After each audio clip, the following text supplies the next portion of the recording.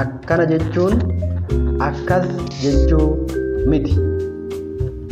Nama cimaa ta'e jechuun hin kufin jechuu miti. Kuftee ka'uu danda'uu qabda. Gammadaa ta'e jechuun hunda qabaatu jechuu miti. Waan qabdutti gammadi jechuudha malee.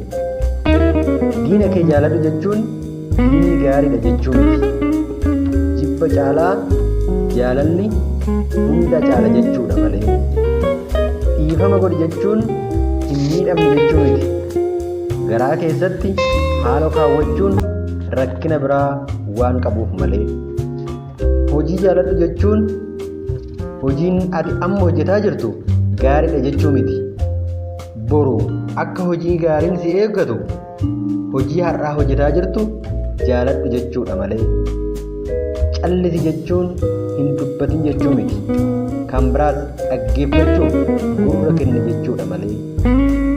Abbaa garaa hin ta'in jechuun hin nyaatin jechuu miti. Haqa nama biraa hin nyaatin, hin dabsin, hin fudhatin jechuudha malee. Hin dallanin jechuun ati miira hin qabdu jechuu miti. Dallansuu kee irraa dafii deebi'i jechuudha malee.